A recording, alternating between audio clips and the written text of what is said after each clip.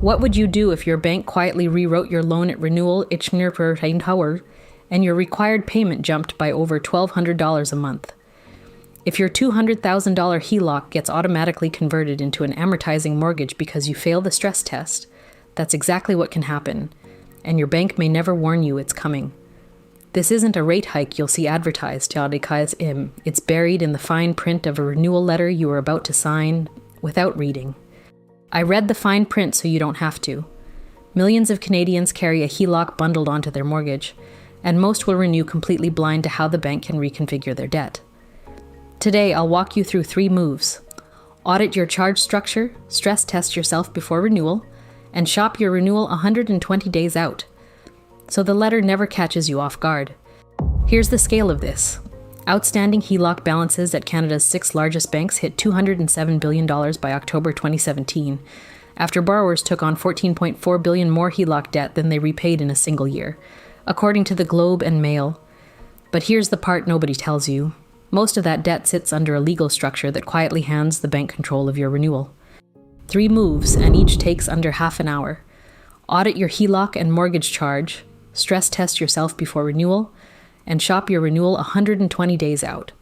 Every one of them is free, and together they keep the bank from rewriting your loan. Let's start with the structure.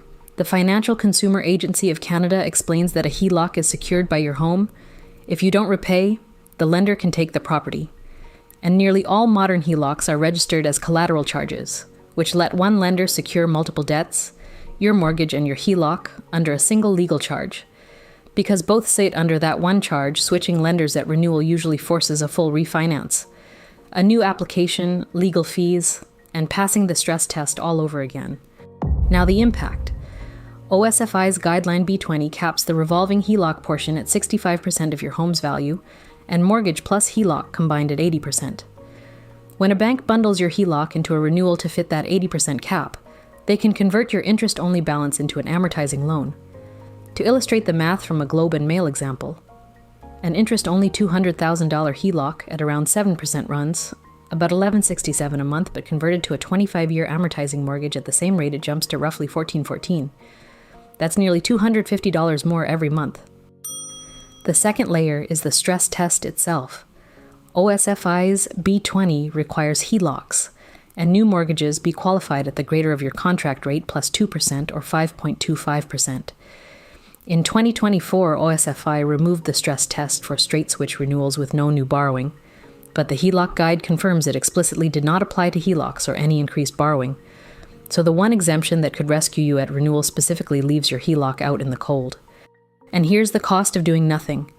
According to the Globe and Mail, lenders now test a $200,000 HELOC limit on an assumed payment of $1,202 a month, based on the full limit, not what you actually owe.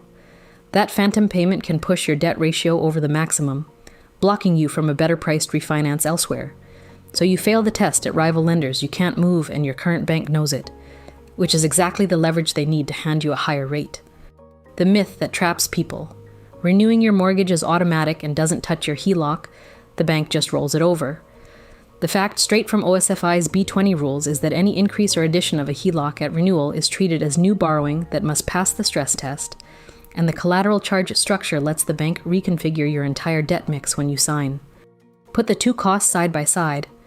On a $200,000 limit, lenders assume a $1,202 a month payment for stress test purposes per the Globe and Mail, and 10 years of interest-only payments on a $100,000 HELOC at 7% costs about $70,000 with your principal completely untouched per FCAC. A payment shock you never planned for, plus a decade of interest and zero equity built. Meet Sarah. She's 42, a mid-level project manager in Toronto earning $95,000 a year. She's got a $650,000 mortgage and a $150,000 HELOC limit, both under a single collateral charge, and she's drawn $90,000 of that HELOC for renovations and to consolidate debt. Here's what Sarah found in her renewal package. Discovery 1, an extra $107 a month out of nowhere. At renewal, her bank offered to roll her $90,000 HELOC balance into an amortizing mortgage to fit inside OSFI's 80% combined LTV rule. As the HELOC guide models it, at 7% over 25 years, that piece costs about $632 a month instead of her interest-only $525, And over a 5-year term, that's roughly $6,400 plus the loss of the cash flow flexibility she relied on. This is general information, not personal advice, and those figures are illustrative. Discovery 2. She was stuck with a higher rate. Suppose her bank quotes 5.8% while competing lenders sit at 5.3%, but she can't transfer because the collateral charge and stress tests make switching a full refinance she fails to qualify for. Mortgages Lab notes renewal letters are almost always higher than what you'd get shopping around. On her $650,000 mortgage, that half-a-point gap plausibly exceeds $15,000 in extra interest over a single 5-year term. Discovery 3, the most dramatic one. FCAC warns HELOCs tempt borrowers to pay interest only indefinitely, so they never rebuild equity. If Sarah keeps her $90,000 HELOC at 7% and pays interest only for 10 years, she pays about $63,000 in interest and still owes the full $90,000 at age 52.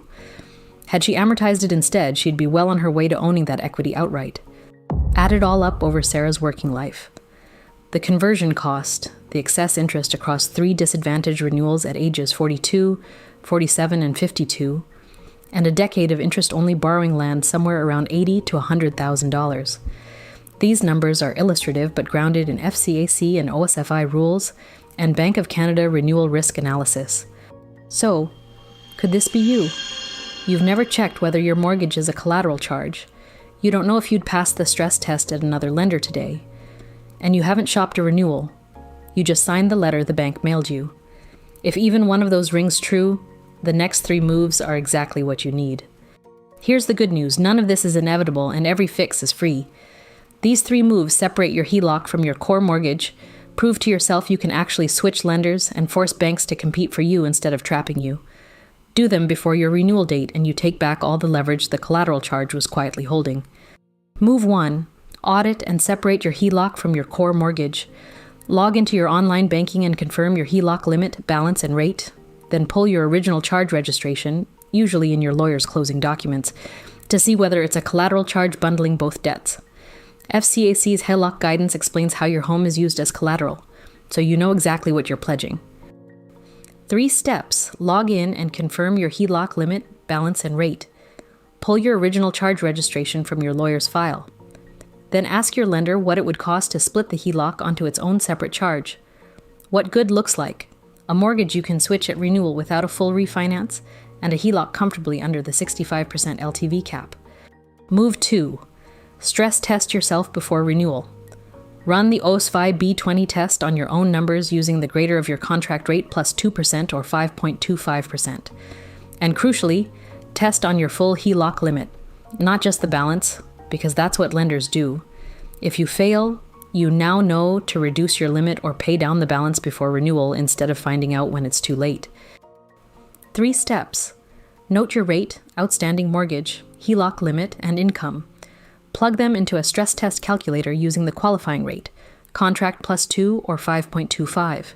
If you fail, reduce your HELOC limit or pay down the balance ahead of renewal. What good looks like. You pass at multiple lenders with a conservative limit, giving you real bargaining power. Before I get to the last move, which is the most counterintuitive part of all this because it's the one that flips the leverage back to you, this is where most people give up and just sign. Move 3. Shop your renewal 120 days out. Start early, contact at least 3 lenders or a broker, and compare the total cost of credit, rate, amortization, prepayment privileges, and how they treat your HELOC, not just the headline number on the letter. 3 steps. Mark your maturity date and start shopping 120 days before. Get quotes from 3 lenders or a broker. Then compare total cost of credit and demand transparent terms on any HELOC conversion. What good looks like. Your rate matches the market and your HELOC is limited and clearly separated. If breakdowns like this are useful, subscribe. The next one's already coming. This didn't happen overnight. From 2000 to 2010, FCAC data show HELOC balances climbed from $35 billion to $186 billion, growing about 20% a year. From 2012, OSFI progressively tightened B20 into mandatory stress tests and the 65 and 80% LTV caps. And in 2024, OSFI removed the stress test for simple renewals, but pointedly excluded HELOCs and refinances. The one rule change that could help you at renewal specifically does not cover your HELOC. After you act, here's how to check it worked. You should see your charge type spelled out in writing, standard or collateral. Confirm that you'd passed the stress test at 2 rival lenders, not just your own bank. And if your final renewal rate beats the letter they first sent you, you shopped it right. Everything here comes from FGAC, OSFI's B20 guideline, the Bank of Canada's renewal risk research, and reporting from the Globe and Mail and Mortgages Lab. All the links are in the description so you can verify the rules against your own contract. So now you know how a bundled HELOC gets rewritten at renewal Sedistig an Breitsern and Tedgerk an Ristern, and the 3 moves that keep you free to switch. Next, I'm covering the collateral charge itself, the quiet registration trick that locks you to one lender for the life of your loan. That collateral charge breakdown is the piece almost nobody explains before you sign, and it decides whether you're ever truly free to leave your bank. If you want to catch it, subscribe now so you don't miss it.